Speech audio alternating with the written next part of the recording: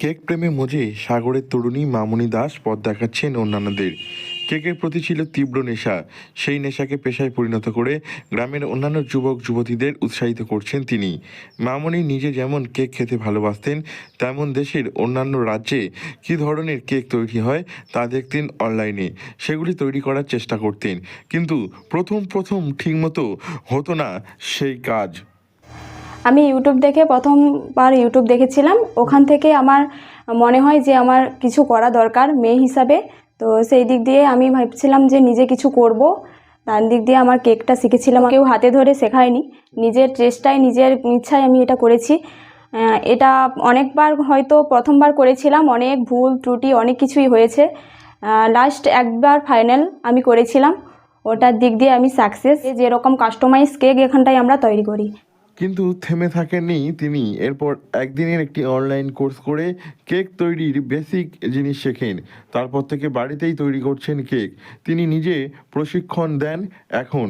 Cake তৈরি কেউ যদি করতে চায় তাকে পরামর্শ দেয়া, নতুন উদ্যোগকে স্বাগত জানানো, সব কিছুতেই তিনি এখন গঙ্গাসাগরের যুবক যুবতীদের কাছে আইকন হয়ে উঠেছেন। তিনি আবার সাগরে তৈরি করছেন কেক লাভার। সেখানে রয়েছে অনেক সদস্য, তাদের সকলকে কেক নিয়ে পরামর্শ দেন তিনি।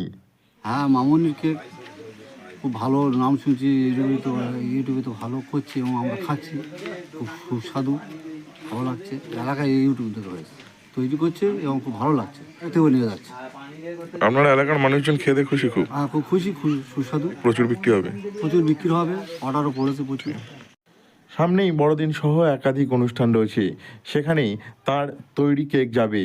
তার কেকের স্বাদও খুব সুন্দর।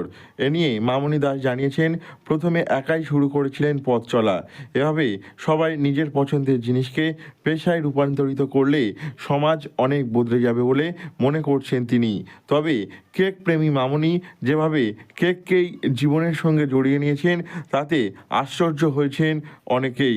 নিজের এই কেকের প্রতি ভালোবাসা একটি অন্য মাত্রায় নিয়ে যেতে চান তিনি। এই কেক নিয়ে আরও বড় একটি প্রশিক্ষণ কেন্দ্র খোলার পরিকল্পনাও রয়েছে তার। দক্ষিণ 24 পরগনা থেকে নবাব মল্লিকের রিপোর্ট, লোকাল 18 বাংলা।